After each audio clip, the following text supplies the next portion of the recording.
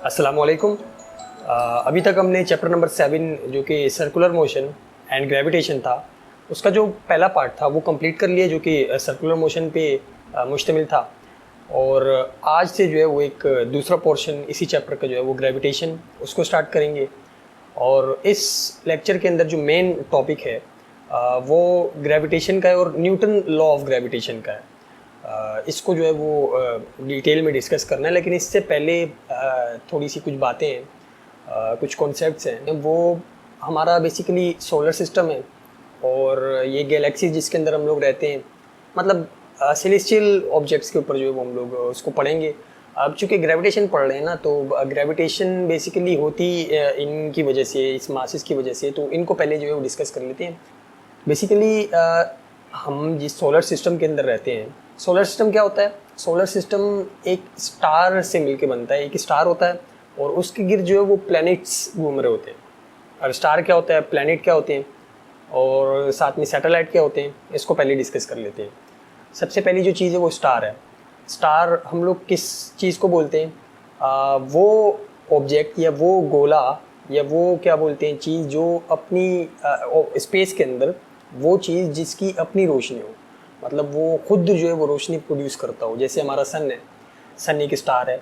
इसी तरह काफ़ी सारे जो हैं वो स्टार हमें नज़र भी आते हैं ऊपर, जिनकी अपनी रोशनी होती है। इसी तरह एक प्रॉक्सिमा सेंटोरी हमारा नेबरिंग स्टार है, और काफ़ी सारे स्टार हैं हमारी गैलेक्सी के अंदर, और इसके अलावा नेबरिंग गैलेक्सीज़ के अंदर भी। अच्छा, ये तो स्टार हो गया। गैलेक्सी क्या होती है ये भी हम लोग जो है वो इसी वीडियो के अंदर देखेंगे। स्टार हो गया। अब प्लैनेट्स क्या होते हैं? प्लैनेट्स वो ऑब्जेक्ट्स होते हैं जिनकी अपनी रोशनी नहीं होती, लेकिन वो जो है सन के गिर्द रिवॉल्व करते हैं, सन के गिर्द जो है वो चक्कर काटते हैं या ऑर्बिट करते हैं सन का। ऐसे ऑब्जेक्ट्स जिनकी अपनी रोशनी ना हो और वो किसी स्टार के गिर्द जो है रोटेट करें या ऑर्बिट करें किसी स्टार को, तो वो प्लैनेट्स कहलाते हैं। ये स्टार हो गया जिसकी अपनी रोशनी होती है। और प्लैनेट्स क्या करते हैं कि प्लैनेट्स स्टार के गिर्द जो है वो ऑर्बिट करते हैं। मतलब हर वो ऑब्जेक्ट या हर वो गोला जो कि स्टार के गिर्द रोटेट करे या उसका ऑर्बिट करे, वो प्लैनेट कहलाता है। और सैटेलाइट क्या होता है? सैटेलाइट दो दो किस्म के होते हैं। एक नेचुरल सैटेलाइट होता है और एक जो है वो आर्टिफिशियल सैटेलाइट होता है। आर्टिफिशियल जो हम लोगों ने बना के भेजा हुआ है। पहले सबसे पहले तो सैटेलाइट क्या होता है? हर वो चीज़ जो किसी प्लैनेट के गिर्द रिवॉल्व करे या प्लैनेट का ऑर्बिट करे, उसको हम लोग सैटेलाइट बोलते हैं। अब सैटेलाइट दो किस्म के हो सकते हैं, एक नेचुरल और एक जो है वो आर्टिफिशियल। नेचुरल सैटेलाइट कौन से हैं कि जो कुदरती तौर पे जो है वो प्लैनेट का जो है ऑर्बिट करते हैं। जैसे हमारा मून है, हमारा मून आपको पता होगा कि जो ऑर्बिट करता है वो हमारी अर्थ का ऑर्बिट करता है। मतलब मून जो है वो अर्थ के गिर्द घूमता है और अर्थ जो है वो सन के गिर्द घूमती है। ये काफ़ी कॉम्प्लेक्स जो है वो इनकी मोशंस हैं। तो मून एक नेचुरल सैटेलाइट हो गया। और आर्टिफिशियल सैटेलाइट क्या है कि जो क्या बोलते हैं, हमने खुद से ऐसी चीज़ें बनाई हुई हैं जो ऊपर स्पेस में भेजी हुई हैं, जो कि अर्थ का जो है वो ऑर्बिट कर रही हैं, वो आर्टिफिशियल सैटेलाइट जो है वो कहलाती हैं। अब स्टार जो है हमारे, ये सब चीज़ें मिलके कि मतलब एक स्टार है और उसके जो है प्लैनेट, डिफरेंट प्लैनेट जो है वो उसको रिवॉल्व कर रहे हैं या ऑर्बिट कर रहे हैं, तो वो क्या बोलते हैं, एक मिल के एक सोलर सिस्टम बनाते हैं। और ये वाला जो जिसके अंदर हम लोग रह रहे हैं, ये हमारा सोलर सिस्टम है। और इसके अंदर एक सन है, स्टार है जिसको हम लोग सन बोलते हैं। उसके बाद फिर मरकरी है, फिर वीनस है। प्लैनेट्स हैं ये। मरकरी जो है वो सबसे करीब है स्टार के, फिर वीनस है, फिर अर्थ है, फिर उसके बाद जो है इसी तरह से पीछे करते करते मार्स, जुपिटर, नेपच्यून वगैरह, और ये सारे प्लैनेट्स हैं। टोटल 8 प्लैनेट है हमारे। और इन प्लैनेट्स के गिर्द जितनी भी चीज़ें, जितनी भी ऑब्जेक्ट जो हैं वो रिवॉल्व कर रहे हैं, इन प्लैनेट्स के गिर्द सिर्फ रिवॉल्व कर रहे हैं। और साथ में क्या बोलते हैं, वो प्लैनेट जो हैं वो सन के गिर्द रिवॉल्व कर रहे हैं। जो ये चीज़ें हैं, जो ऑब्जेक्ट्स हैं जो प्लैनेट के गिर्द रिवॉल्व कर रहे हैं, वो बेसिकली सैटेलाइट कहलाते हैं। तो अर्थ के पास भी एक नेचुरल सैटेलाइट है जो कि मून है, और मून जो है वो अर्थ के गिर्द जो है वो मूव कर रहा है।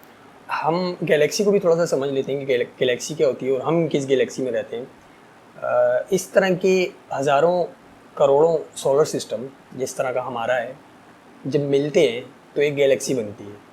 और हम जिस गैलेक्सी के अंदर रह रहे हैं उसका नाम मिल्की वे है। सुना भी होगा आपने मिल्की वे, या कहकशां जिसको बोलते हैं, वो जो है वो हमारी गैलेक्सी को बेसिकली कहकशां बोलते हैं, और हमारी जो कहकशां है, हमारी जो गैलेक्सी है वो मिल्की वे है। इसी तरह हमारे जो सबसे नेबरिंग गैलेक्सी है वो एंड्रोमेडा गैलेक्सी है, और एंड्रोमेडा गैलेक्सी के अलावा M87 गैलेक्सी है, मतलब काफ़ी सारी गैलेक्सीज़ हैं। और ये गैलेक्सीज़ जब मिलती हैं सारी, करोड़ों इस तरह की गैलेक्सीज़ मिलती हैं, तो एक जो है वो यूनिवर्स बनता है। और थ्योरीज़ यहाँ तक भी हैं कि ये यूनिवर्स पे जाके भी ख़त्म नहीं होता, बल्कि इस तरह के हज़ारों करोड़ों जो यूनिवर्स हैं वो होने की जो है वो थ्योरीज़ हमें मिलती हैं कि हज़ारों यूनिवर्स भी जो है हो सकते हैं, मल्टीवर्स भी हो सकते हैं। तो ये तो साइंस है, काफ़ी इंटरेस्टिंग चीज़ है। हम अपने टॉपिक की तरफ आते हैं, जो कि न्यूटन लॉ ऑफ ग्रेविटेशन है। अब अगर हम लोग इन सेलेस्टियल ऑब्जेक्ट्स को देखें, ये इन स्पेस के अंदर ऑब्जेक्ट्स जितने भी हैं इन सबको देखें, हमारी अर्थ को देखें, सन को देखें, मून को देखें। हमारी अर्थ जो है वो सन को रिवॉल्व कर रही है, ऑर्बिट कर रही है। मून जो है वो हमारी अर्थ को ऑर्बिट कर रहा है।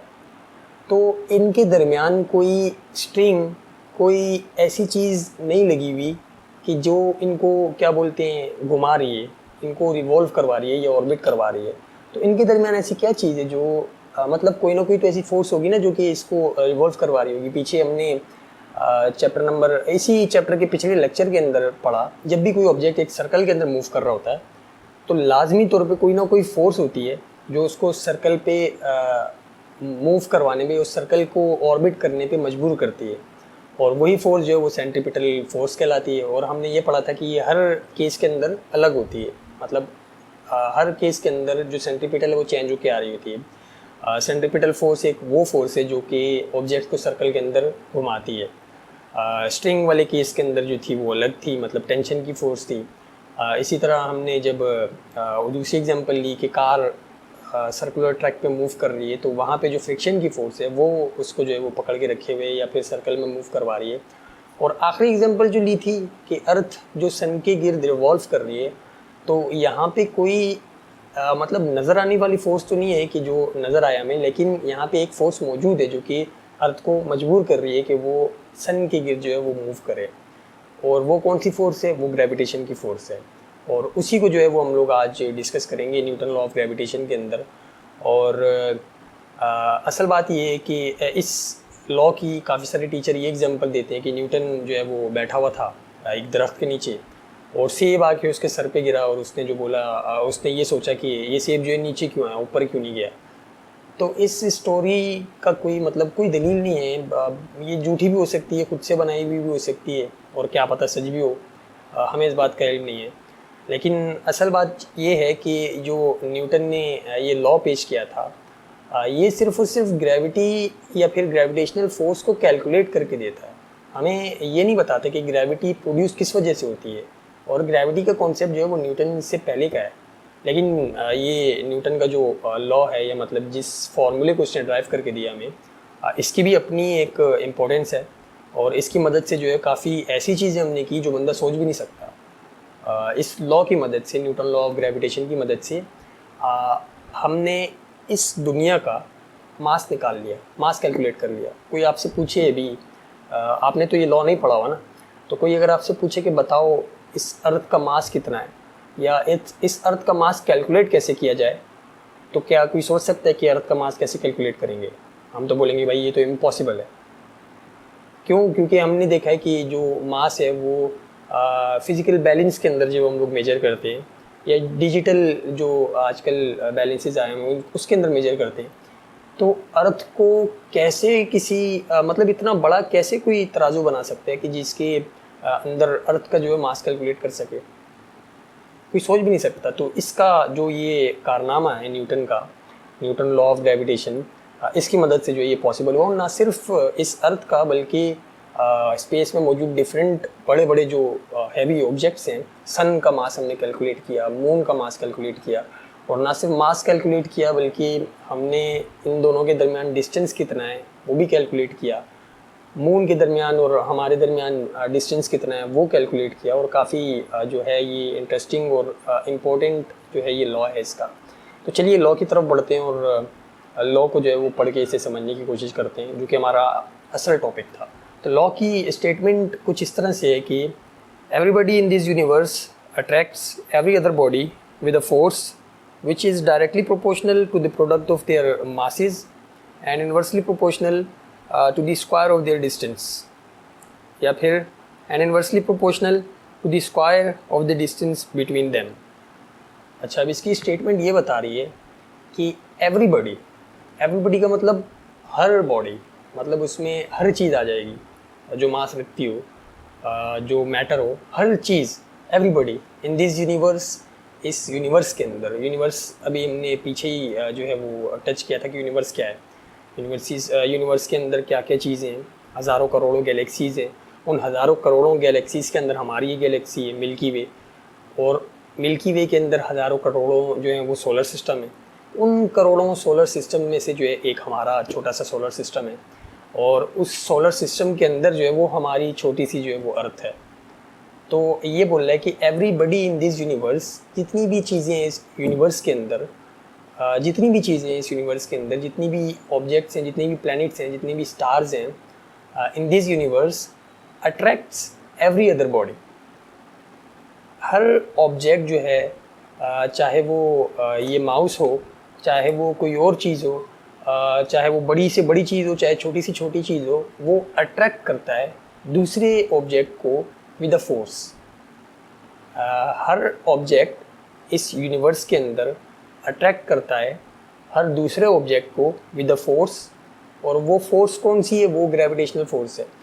अब इस ग्रेविटेशनल फोर्स को कैलकुलेट करने के लिए इसने दो जो हैं वो एजम्पशंस की हैं, जिस तरह न्यूटन जो है वो करता रहता है। पहले भी इसके जो लॉ के अंदर, सेकेंड लॉ के अंदर जो इसने दो ऑब्जेक्ट्स पेश किए थे ना, या दो रिलेशन पेश किए थे बेसिकली, एक्सेलरेशन के फोर्स के साथ और एक्सेलरेशन का मास के साथ। इसी तरह यहाँ पे भी इसने दो रिलेशन जो है वो पेश किए।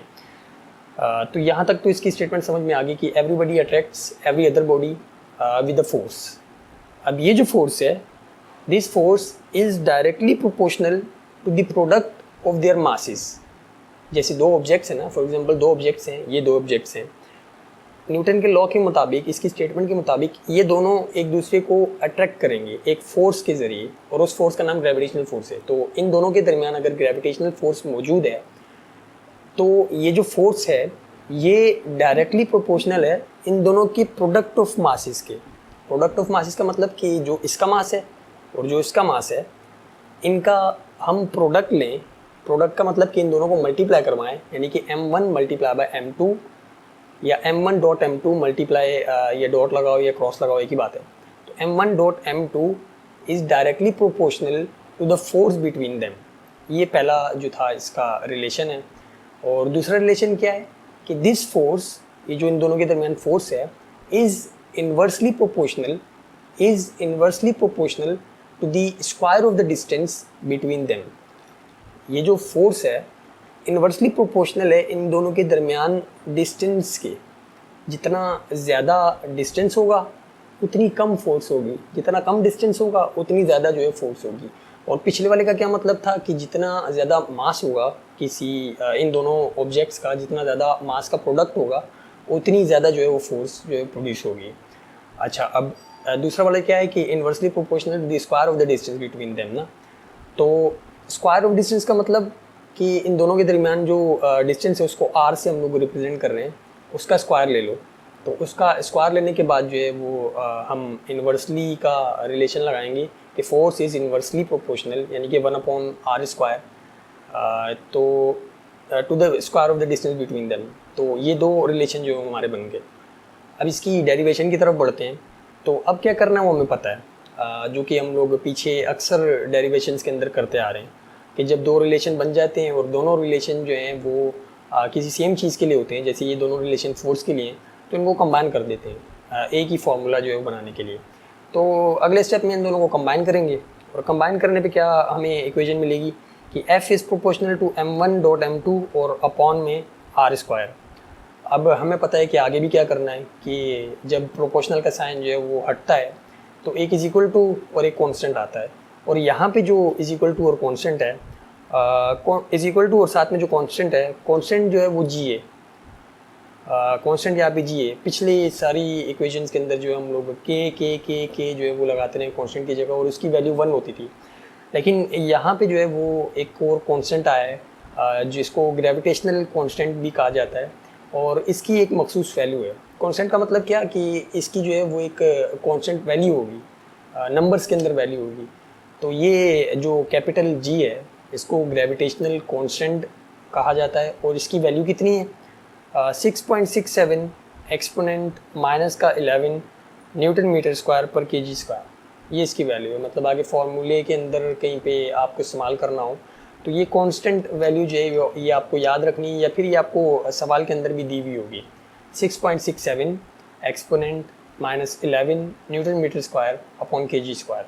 तो ये था न्यूटन का law of gravitation, universal law of gravitation भी इसको बोलते हैं। और इस लॉ के बाद जो है वो काफ़ी सारी ऐसी इम्पॉसिबल चीज़ें थी जो पॉसिबल हो गई, और ये यकीनन काफ़ी बड़ा कारनामा है न्यूटन का जिसको अभी हमने पढ़ा।